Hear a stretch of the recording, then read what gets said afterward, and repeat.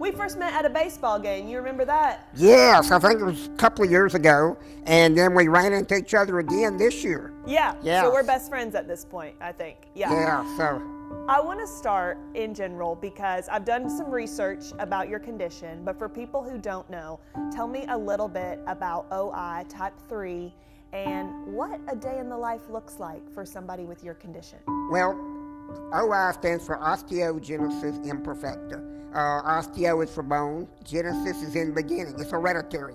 You can't catch it from somebody. Imperfecta, of course, just the Latin for imperfect. People with OI have a tendency, I've heard some people say they have had up to more than 100 fractures. I kind of lost count because fractures is kind of really not a lot of fun to count.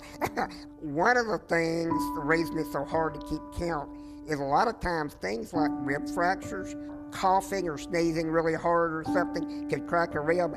But basically, you just learn to accommodate and not to do things that aggravate it.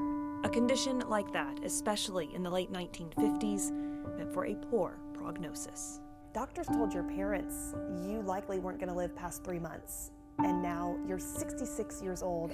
How does that happen? What have reactions been from people and even yourself? Yeah, when I was born, they told my parents that I would not live to be 3 months old.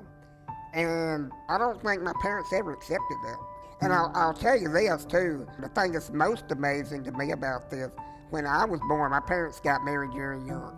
And when I was born, my mother was 1 month shy of her 19th birthday. Now, that's young.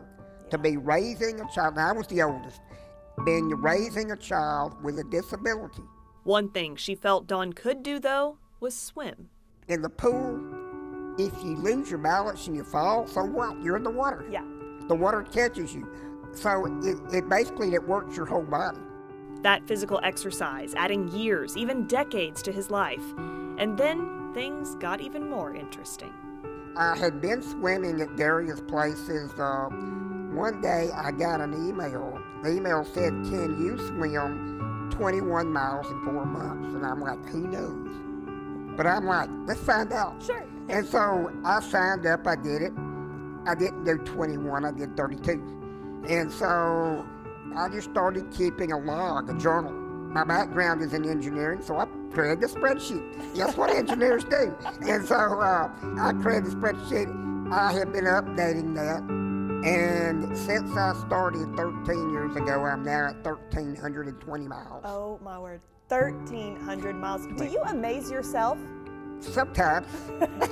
You know, every now and then, I get people that say really kind things, you know, and they're really encouraging, and that really, I cannot tell you how much that means. We're always looking out, and we don't see ourselves the way everybody else sees us. Dawn does notice a difference, though, when around others with OI, how his body has kept up the fight, in part because of his mother's persistence. I gotta tell you, Peyton, there's many times that I go to these OI conferences, and I see people like myself who are in power wheelchairs, and I'm walking, and I owe that to her. She insisted. You know how parents and kids argue sometimes? I think we probably argued more about physical therapy and me doing my exercises and working on walking. And now, years later, it had become such an ingrained habit that it's carried over to my adult life.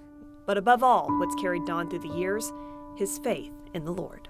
What have you learned about him through your life, specifically living with OI? Well, I'll tell you one thing. I guess there's so many ways you can answer that question. As a teenager, we all did this thing of, that's not fair. Life is not fair. And it's not. My whole thought is, I'm glad life's not fair. Because if life was fair, then I would pay the price for my sins and not him. But he paid the price for my sins. And that wasn't fair for him, but he did it willingly.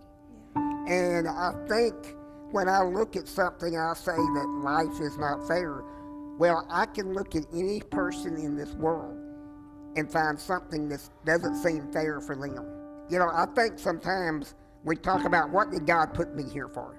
Why did he give me certain skills and not other skills? I don't know. Why did he give me a disability? But maybe somewhere along the line it helps impact someone else. Maybe being able to relate to someone else.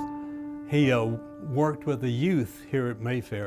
He would go on retreats with the kids, go hiking through the woods with them, and when going got rough, they'd pick him up and carry him. I'll never forget that sight, seeing that.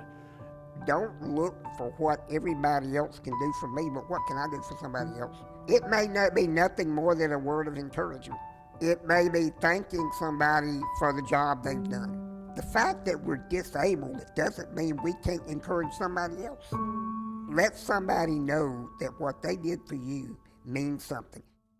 And whenever there were setbacks, another fracture, another surgery, I guess I began to look at events like that in my life as a crossroads. Those down times, they may be troubling, but they can redirect us if we overcome them. You just can't let those things defeat you. And with that too, it's safe to say your life seems full now. I mean, you just mentioned you had gardening habits previously, you're swimming, you can drive, you live independently.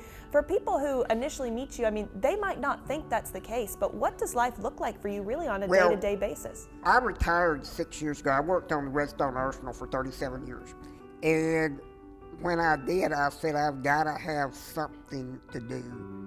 I'm not going to sit around and watch TV. And the swimming was part of that. I go to church at Mayfair in Huntsville, and we have a newsletter for our senior members, which I'm the editor. I do World Bible School, which is the Bible correspondence course. Occasionally I teach. So there's a lot of things that I can be involved with. If anything, if I'm guilty of anything, it's trying to be too busy.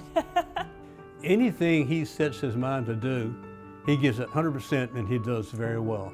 He has never let his disabilities be a reason for him not to try something. He just doesn't do it. and that mindset isn't going anywhere. What's next for you? How do you spend your days? You have new goals now? Well, my thing really for the swimming is basically just maintaining my fitness. Whatever I do, I've got a lot of little projects that I work on, and I do the newsletter. I'm still trying to keep that going, and I don't know, wherever God's going to take me. Well, we can't wait to see what else is in store for your life. You have a beautiful testimony, Don, and I'm honored to call you a friend. So thank you so much for that. And I'm looking forward to seeing the ballpark again. Yep, we'll Absolutely. be there. Go Trash Pandas.